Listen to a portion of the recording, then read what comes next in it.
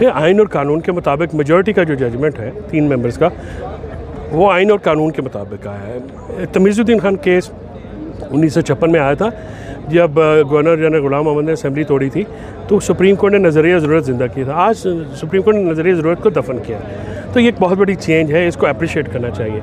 और election commission को ये हुक्म हो गया है कि पंजाब में वो प्रेसिडेंट साहब के साथ मुशावरत करें और केपी में गवर्नर साहब के साथ मुशावरत करने के बाद वो इलेक्शन की डेट्स अनाउंस करें, जो कि 90 दिन का, क्योंकि जो 9 अप्रैल का तारीख़ है वो क्योंकि काबिल अमल नहीं है, तो मुशावरत का अमल दोबारा स्टार्ट किया जाए, तो दोबारा स्टार्ट करके उसको जो है वो किया जाए। तो लिहाजा अब इलेक्शन कमीशन सुप्रीम कोर्ट की मेजॉरिटी जजमेंट में जो है वो ये बाउंड है कि मुशावरत करें।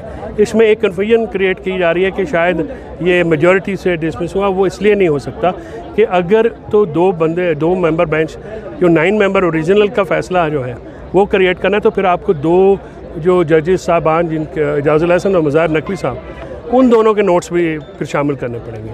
और जो 23 का ऑर्डर ऑफ द कोर्ट है वो रिकॉन्स्टिट्यूशन ऑफ द बेंच है, तो 5 मेंबर का रिकॉन्स्टिट्यूट हुआ बेंच, तो इसी बेंच की जो मेजॉरिटी है उसी को कंसिडर करेंगे।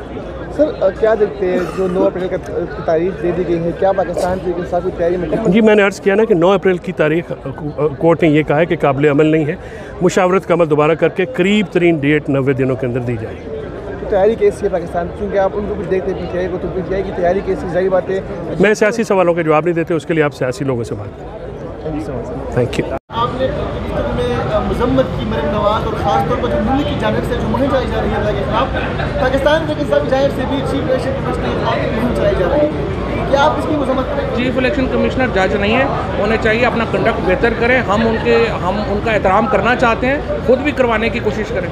चौधरी साहब ये बताइएगा कि अदालत ने कहा है कि लाहौर हाई कोर्ट ने कहा था कि चीफ इलेक्शन कमिश्नर जो है वो गवर्नर से मुशावरत करें, लेकिन यहाँ पे सदर के साथ मुशावरत की गई, तो आप कह रहे हैं कि सदर जो है वो इलेक्शन की तारीख दे सकते हैं? सुप्रीम कोर्ट ने तो ये कहा है कि गवर्नर की मुशावरत लिखी नहीं हुई 105 में, तो इलेक्शन कमीशन को तो डेट देनी चाहिए थी उसके बगैर, वो उन्होंने नहीं दी। सदर साहब के साथ तो सेक्शन 57 में लिखा हुआ है कि सदर कंसल्टेशन करेंगे, वो मामला अलग है, ये मामला। Thank you. विफाक की अंतर आपने में मजम्मत की मरीम नवाज और ख़ासतौर पर जो मुल्क की जानिब से जो मुहिम चलाई जा रही है अल्लाह के खिलाफ, पाकिस्तान की जानिब से भी चीफ इलेक्शन कमिश्नर के खिलाफ मुहिम चलाई जा रही है, क्या आप इसकी मजम्मत करें? चीफ इलेक्शन कमिश्नर जज नहीं है, उन्हें चाहिए अपना कंडक्ट बेहतर करें। हम उनका एहतराम करना चाहते हैं, खुद भी करवाने की कोशिश करें। चौधरी साहब ये बताइएगा कि अदालत ने कहा है कि लाहौर हाई कोर्ट ने कहा था कि चीफ इलेक्शन कमिश्नर जो है वो गवर्नर से मुशावरत करें, लेकिन यहाँ पे सदर के साथ मुशावरत की गई, तो आप कह रहे हैं कि सदर जो है वो इलेक्शन की तारीख दे सकते हैं? सुप्रीम कोर्ट ने तो ये कहा है कि गवर्नर की मुशावरत लिखी नहीं हुई 105 में, तो इलेक्शन कमीशन को तो डेट देनी चाहिए थी उसके बगैर, वो उन्होंने नहीं दी।